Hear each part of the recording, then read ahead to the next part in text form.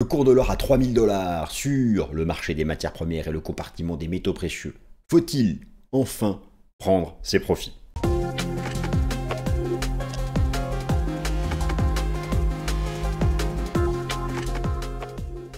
Chers amis, je suis ravi de vous retrouver pour la nouvelle édition du Fast and Forex. Nous allons parler du gold, mais pas seulement.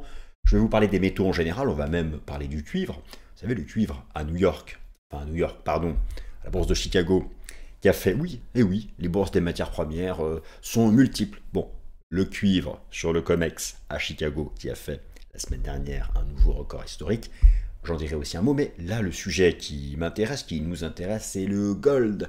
Alors que l'or a poursuivi son bull run, pour reprendre un terme lié au marché des crypto-monnaies, oui, ça a commencé de manière très classique. En début d'année 2024, souvenez-vous, en février 2024, lorsque le cours de l'or a cassé son ancien record historique, le breakout de son ex-ATH, et depuis, il a gagné 50%. Il est passé de 2000 $, c'est 2075 $ l'ancien record historique, et il a dépassé la semaine dernière les 3000 $ l'once d'or, dépassant, nous allons en parler, c'est un sujet, les objectifs théoriques techniques les plus ambitieux soutenus par l'incertitude du trade war, de la guerre commerciale soutenue par l'incertitude géopolitique, mais voilà, le mouvement est complètement suracheté jusqu'où ça peut aller. Clairement, quelqu'un qui n'a jamais acheté l'or ne peut pas l'acheter au prix actuel. Impossible de gérer son risque, les supports sont trop loin, donc je m'adresse là à ceux qui sont en position. Je vais forcément l'être, en tout cas, dans cette émission Fast and Forex, nous avons couvert tous les signaux haussiers multiples donnés depuis plus d'un an. Et oui, ça fait un an. Et d'ailleurs, ça fait même 10 ans le cycle. D'ailleurs, regardez historiquement, l'or c'est beaucoup de cycles de 10 ans. Il y a eu un gros cycle d'appréciation entre 2001 et 2011. Là, on vient de faire 2015-2025. Bon. Voilà, en gros, qu'est-ce qu'on fait? Alors, prendre ses profits sur l'or. Toujours bien d'avoir son or, mais attention, l'or est cyclique. L'or a des phases d'impulsion et des phases aussi de correction ou de range. C'est pour ça que je pose la question. Cette phase de hausse verticale ne durera pas éternellement. L'or est cyclique, comme beaucoup de marchés.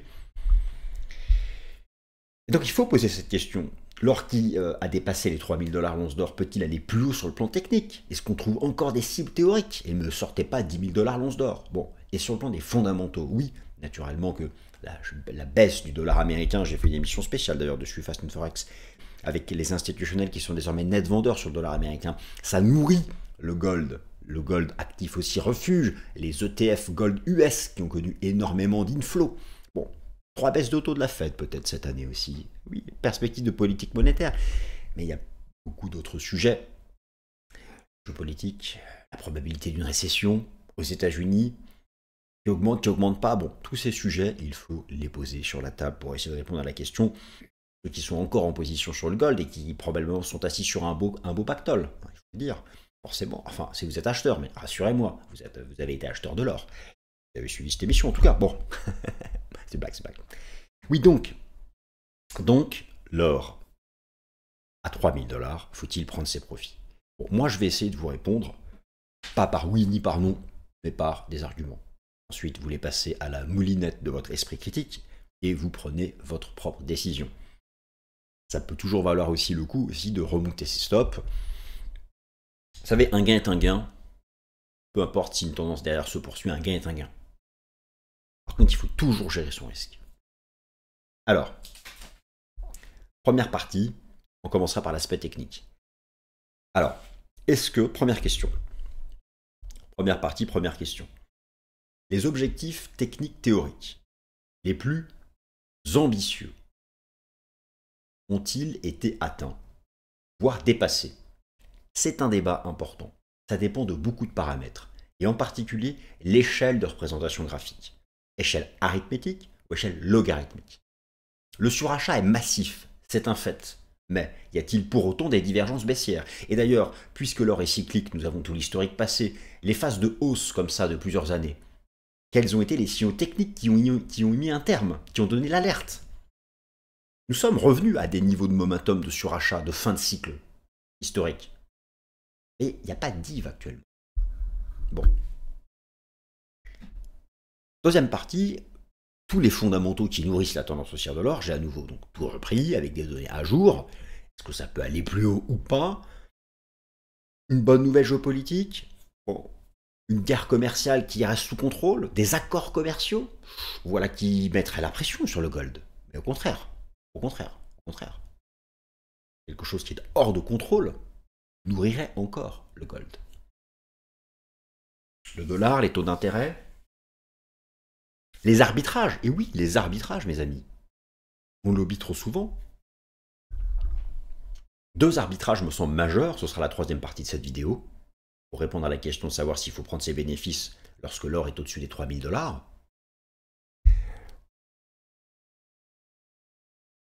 Le dollar, arbitrage gold dollar US et arbitrage gold cours du Bitcoin. Et oui, Bitcoin, l'or numérique, le ratio gold Bitcoin, toujours à avoir en tête.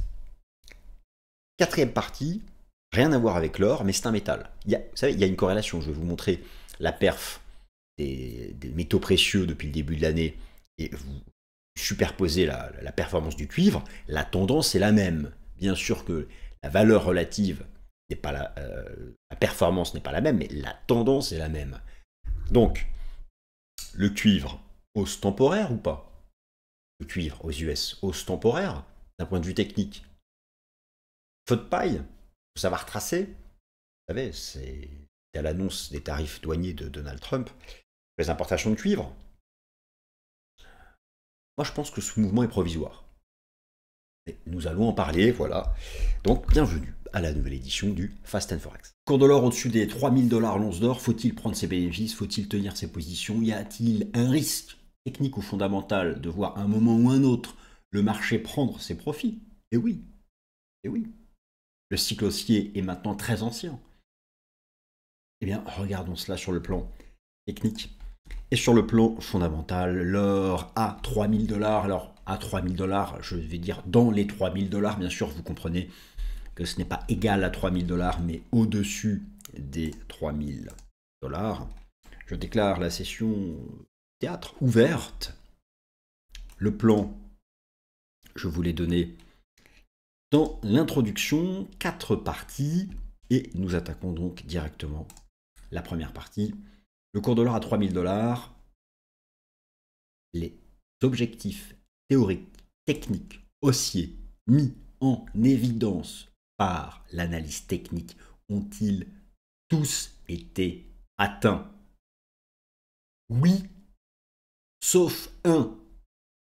Oui, sauf un. Mais qui est au contact des cours?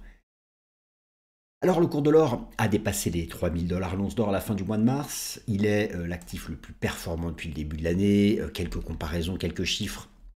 C'est toujours intéressant. Donc on prend un peu de recul. Hein, le graphique de long terme. La meilleure façon de prendre du recul, c'est d'avoir un graphique qui expose les bougies japonaises en données mensuelles. Donc nous sommes dans la 5e vague et nous sommes à l'intérieur de laquelle nous sommes dans la 5 de la 5. Donc il s'agit de la dernière vague haussière, la 5e vague au sein de la grande 5.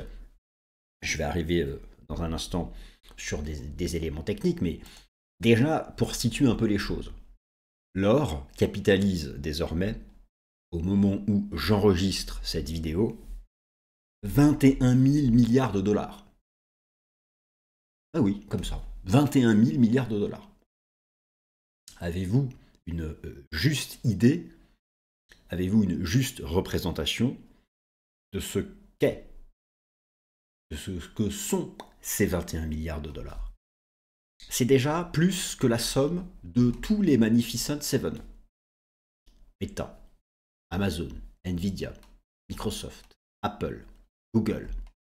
Vous faites l'addition des Magnificent Seven, vous ne retrouvez pas 21 000 milliards de dollars. C'est 20 fois la capitalisation boursière de Bitcoin. C'est 10 fois la capitalisation boursière de l'argent métal. 21 000 milliards de dollars. C'est davantage que le produit intérieur brut exprimé en dollars, constant, courant, de la Chine. 21 000 milliards de dollars, nous sommes en approche de ce que représente le PIB des États-Unis avec ses 27 000 milliards de dollars. Donc effectivement, l'or arrive au bout d'un grand cycle haussier. un cycle haussier qui a commencé en fait en 2015. D'ailleurs, cet aspect temporel est très intéressant, hein, puisque si vous prenez le précédent grand cycle haussier, il avait duré ici de 1999, en fait, réellement en fait à partir de 2001, lorsque sont arrivés, à l'époque d'ailleurs, les premiers ETF Gold, pour se terminer en 2011. Et là, le grand cycle haussier a démarré en 2015, et nous sommes en 2025, 10 ans après. Et c'est vrai que sur le plan fractal, nous avons bien les 5 vagues de hausse, et donc je pose la question de savoir, sommes-nous proches de ça ou de ça? Grande bougie mensuelle verte, grande bougie mensuelle verte, grande bougie mensuelle verte. Viendra un moment où il y aura un mois de stop, avril ou mai, bon, je ne sais pas, peut-être plus tard, et ce signal technique entraînera au moins une phase latérale, comme ce fut le cas ici en 2012. Donc la question se pose. Alors que le momentum mensuel, je vous laisse regarder par exemple, nous pouvons représenter le momentum en utilisant l'indicateur technique RSI. Vous constatez donc qu'il arrive sur des niveaux où ce fut à chaque fois donc l'aboutissement du cycle haussier. Mais arriver en surachat massif, c'est une chose. Il n'y a pas de divergence. Regardez encore une autre façon de représenter le momentum. Vous avez ici l'écart relatif à la moyenne mobile à 30 mois. L'écart relatif à la moyenne mobile à 30 mois est ici. Nous arrivons 40 à 45% au-dessus. C'est le Disparity Index. Donc en fait, nous sommes sur des niveaux de surachat où le cycle haussier pourrait se terminer. Par contre, il faut un signal ou une divergence. C'est vrai que pour l'instant, il n'y a pas. Mais nous allons regarder ça dans un instant sur le plan technique. Non, la première question, l'or a gagné 50% depuis le breakout de son ancien record historique. Donc je tiens déjà à revenir sur ce que fut ce signal d'achat que nous avons suivi ensemble dans cette émission Fast and Forex. Ce signal d'achat majeur qui avait été donné ici le 4 mars 2024. Donc ça fait plus d'un an. C'est simple, analyse technique, une tendance haussière de fond et un breakout, une cassure technique de résistance dans le sens de la tendance haussière qui donnait le signal de davantage de développement de cette tendance haussière. Et donc depuis, le marché est passé de 2000 à plus de 3000 $, donc plus de 50% de hausse. Et donc se pose la question de savoir, avons-nous atteint, est-ce que toutes les cibles théoriques, parce que vous savez que lorsque vous entrez dans un lorsque vous arrivez dans un no man's land technique, c'est-à-dire que nous sommes sur de nouveaux records historiques, la seule façon de se projeter sur le plan technique, c'est calculer des objectifs théoriques. Alors, est-ce que ces objectifs théoriques les plus ambitieux ont tous été atteints? Oui, sauf un. Là, je vous montre ça. En réalité, cela dépend sur quelle échelle vous passez, l'horizon de temps mensuel, et puis vous avez le choix entre l'échelle arithmétique et l'échelle logarithmique. Nous sommes dans la vague 5, et j'ai ici positionné des extensions qui sont des extensions théoriques, usuelles, pour une vague 5. En échelle arithmétique, tout était passé depuis très longtemps. En échelle logarithmique, il en restait un tout dernier à 3210 $.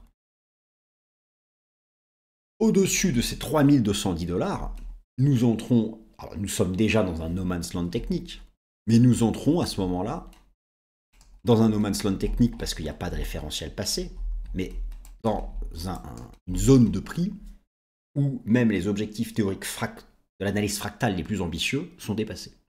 Donc attention à cette surchauffe. Même si fondamentalement il y a des éléments de soutien, c'est ce que nous allons voir. Dites-vous bien que les arbres ne montent pas au ciel. Et même si un arbre a envie de monter au ciel, il n'y monte pas en ligne droite. Cela fait très longtemps que l'or nous a pas mis un range, et il en met régulièrement. Une impulsion, un long range, une impulsion, un long range, et là, va bientôt venir, finira par arriver au moins cette étape du range, voire du retracement. Attention. Attention. Le surachat est massif. Alors, le surachat est massif, c'est bien. Un surachat, c'est une chose. Et un signal de renversement baissier, c'est autre chose. J'ai des éléments quand même où je me dis que nous ne sommes pas loin de... Prenez par exemple le rapport Commitment of Traders, le rapport cote de la CFTC. Vous avez ici le positionnement institutionnel sur les contrats futurs gold des asset managers. La position nette est pas loin de son record. Vous pouvez en plus tracer ce type de trendline. Donc nous sommes sous cette résistance de la position nette institutionnelle. Et si vous zoomez sur les données récentes, alors que l'or fait de nouveaux plus hauts ces dernières semaines, la position nette diverge. Ce qui montre bien que nous sommes beaucoup plus proches de la fin du cycle haussier que de son début. Mais ça, en même temps, tout le monde peut le dire. Donc, c'est une chose maintenant. Faut-il prendre ses bénéfices? C'est votre décision. Vous pouvez remonter les stops. Un gain est un gain. Après, est-ce que ça va à 3200, 3300 $? Ok. Dans ces cas, ne faites rien en attendant un signal. Qu'est-ce que c'est qu'un signal de fin de hausse? Regardons le passé. Prenons par exemple la fin de ce cycle haussier de 10 ans. Eh bien, arrive un moment où vous avez des bougies de rupture baissière en hebdomadaire. Prenons la fin de ce cycle haussier ici. Arrive un moment où vous avez eu des bougies baissières en hebdomadaire. Bon, bah là, il n'y en a pas. Donc, mais arrivera un moment où vous allez avoir en hebdomadaire et en mensuel une structure en avalement baissier, et ce sera la fin. Au moins pour quelque temps. Au moins une pause, au moins un retracement. Donc, ça ne sert à rien. Alors, pourquoi se poser la question? Parce que c'est en surachat massif, parce que tous les objectifs de cours les plus ambitieux ont été dépassés, parce que il s'agit déjà, ici vous avez la performance d'une sélection d'actifs depuis le début de l'année. En bas, ce que j'ai mis en bas, c'est Ethereum. Le gold est leader, avec 17% de hausse. Si je prends ici un représentant de toutes les classes d'actifs majeures, il est leader. Bon. Mais en tout cas, faites attention donc. Quand j'enregistre cette vidéo, il n'y a pas ce type de signal de fin de hausse, mais les supports sont loin, les arbres ne montent pas au ciel, viendra le moment de la pause, viendra le moment de la transition latérale, viendra le moment du retracement. Alors, est-ce que les fondamentaux peuvent pousser leur plus haut? Les fondamentaux sont multiples. Les fondamentaux qui ont poussé leur plus haut, et notamment, en effet, quelque chose qui est majeur, qui est la tendance baissière du dollar américain face à un panier de devises. J'ai fait une vidéo Fast and Forex en vous expliquant que les institutionnels étaient passés net vendeurs sur le dollar américain face à un panier de devises. Alors, en fait, essentiellement, il y a une corrélation inversée entre la tendance du dollar US, le DXY et l'or, en grande partie parce que, en réalité, lorsque le dollar US, donc le dollar US se replie depuis le début de l'année, et d'ailleurs nous fait un scénario de type bis repetita ici avec ce que fut le premier mandat de Donald Trump, et en grande partie aussi avec le retour en hausse de la position nette, le retour en territoire positif de la position nette institutionnelle sur le cours de l'euro-dollar. Donc on rappelle qu'il y a une corrélation inversée entre l'euro-dollar et le dollar US face à un panier de devises, le fameux DXY, l'euro-dollar représentant 57,6% du calcul du DXY. Bon, et le dollar US, tant qu'il est là-dessous, reste baissier. Donc ça reste un facteur de soutien, naturellement, pour l'or. Ça reste un facteur de soutien pour l'or. Cette tendance de fond du dollar américain face à un panier de devises. De la même façon, les taux d'intérêt du marché ont tendance à se replier avec l'augmentation de la probabilité d'une récession. Le marché qui anticipe désormais 3 baisses de taux de la part de la Réserve fédérale des États-Unis d'ici la fin de l'année. Et le marché anticipe ces 3 baisses de taux de la part de la Réserve fédérale des États-Unis cette année, en grande partie à cause de l'augmentation de la probabilité d'une récession. Et si d'ailleurs vous prenez le taux obligataire américain à 2 ans sur l'horizon de temps hebdomadaire, vous avez un peu une structure comme ça de rounding top. Puis vous avez quand même une configuration baissière qui se met en place, par exemple ici, avec les enseignements du système Ishimoku en données hebdomadaires. De la même façon, le 10 ans américain se replie. Donc, du côté du dollar et des taux d'intérêt, vous avez du soutien pour le gold. Alors, attention, bien sûr, l'aspect géopolitique, ça, c'est très volatile. C'est vrai que ça fait maintenant plusieurs semaines qu'il y a des négociations entre la Russie, l'Ukraine, les États-Unis, il y a le Moyen-Orient, des espoirs de cessez-le-feu, d'accords de paix, mais tout ça prend du temps. Mais viendra un moment où si les choses se concrétisent, et l'administration Trump fait son possible pour que cela se concrétise, eh bien, si vous retirez alors sa prime de risque géopolitique, il pourra entrer dans une phase de consolidation, mais si vous ne lui retirez pas, il ira plus haut. Donc il faut surveiller tout ça. Et puis, n'oubliez pas l'aspect financiero-financier de l'or, la demande financière d'or à travers les contrats futurs, les contrats d'option et les ETF. Et si vous vous posez la question pourquoi l'or a autant performé depuis le début de l'année, c'est autant performé depuis le début de l'année, c'est en grande partie à cause du repli du dollar américain. Et ce que nous savons en réalité, ce que nous savons, c'est que lorsque le dollar américain se replie, la haute finance américaine utilise les ETF Gold pour se couvrir. Et regardez ici depuis plusieurs semaines les inflows extrêmement importants sur les ETF Gold US. Il n'y a même pas eu d'outflow sur les autres zones géographiques. Donc il y a vraiment quelque chose. Vraiment, voilà, ça a été massif les inflows sur les ETF Gold. Et ça, c'est lié au dollar. C'est lié au dollar, c'est lié aussi à la prime de risque géopolitique. Donc ce sont vraiment ces deux aspects-là qu'il faut surveiller, je pense. Le dollar va rester, je pense, ces prochains mois un facteur de soutien. La question maintenant se pose, est-ce que l'aspect géopolitique va rester ou non un facteur de soutien au moins cette année? Avec bien sûr l'arbitrage avec les autres classes d'actifs. Ça a été un facteur de soutien très important pour le gold. Le fait que depuis au premier trimestre, le marché action s'est replié. Cette baisse en lien avec la guerre commerciale. En lien donc avec la guerre commerciale. Mais attention, le S&P 500 donc, pourrait trouver un support ici au-dessus des 5400-5500 points. Ça va vraiment dépendre de la guerre commerciale. Il y a aussi un arbitrage important vis-à-vis du Bitcoin. Et c'est vrai que le ratio Bitcoin-Gold s'est replié.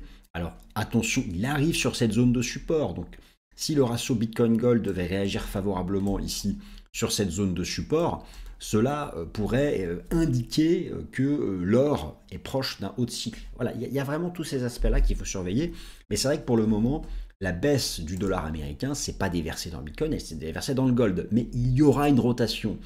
Viendra le moment où clairement vous aurez donc cette rotation. Donc ça fait partie des choses qu'il faut absolument surveiller. Bon, bien sûr, trade war, la demande d'or de par les banques centrales, l'Inde, la Chine. La semaine de la libération, mercredi 2 avril, les tarifs réciproques de Donald Trump. Là, ça va être majeur. Ça va être majeur parce que cette guerre commerciale a fait partie des éléments de soutien majeurs du cours de l'or depuis le début de l'année. Et tout va dépendre des caractéristiques et des paramètres des fameux tarifs réciproques qui démarrent le 2 avril. Et si les choses sont finalement purement réciproques, l'or pourrait subir des prises de profit. Si c'est beaucoup plus dur et si le stade de la simple réciprocité est dépassé, l'or pourrait aller plus haut. Vous voyez, il y a quand même beaucoup d'éléments comme ça à surveiller sur le plan des fondamentaux. Et c'est vrai que cette semaine est très importante. Par contre, vous aurez toujours un soutien de la part des banques centrales, avec d'ailleurs une reprise de la contribution des banques centrales à la demande globale d'or, et avec des achats d'or, alors la Pologne, l'Inde, la Chine, ça c'est pour le bilan 2024. Bon, ça restera toujours un soutien de fond, mais attention, la Chine et l'Inde achètent de l'or depuis très longtemps, à des prix beaucoup plus bas. Il n'est pas sûr que ces deux banques centrales continuent d'en acheter davantage à ce prix-là, sachant que la Chine a énormément acheté dans cette zone-là. Bon, et qu'elle avait mis en pause l'année dernière, pendant un trimestre, ses achats d'or, considérant que le prix commençait à arriver à un niveau élevé. Donc il faut être prudent sur l'ensemble de ces aspects. Et oui, donc ça, j'en parlais tout à l'heure, ce sont vraiment deux arbitrages qui sont décisifs. Désormais, la position nette institutionnelle est baissière sur le dollar américain face à un panier de devises. C'est quelque chose que vous voyez ici. De manière générale, moi, mon anticipation, c'est ces prochains mois que le dollar devrait baisser face à un panier de devises. Cela sera un facteur de soutien pour le gold, mais il n'y a pas que ça qui joue. D'autre part, cette baisse du dollar, qui là s'est déversée sur l'or, peut à un moment ou à un autre avoir envie de se déverser sur un autre actif. Et pourquoi pas ce qu'on appelle l'or numérique, le BTC. C'est pourquoi il faut absolument mettre sous très haute surveillance le ratio Bitcoin-Gold Et ce support, si le ratio Bitcoin-Gold réagit sur ce support, eh bien c'est Bitcoin qui fera mieux que l'or. Par contre, attention, si cette zone de support est cassée et qu'on traverse, eh bien clairement, l'or, ce sera un signal technique qui nous dira que l'or continuera d'être plus performant.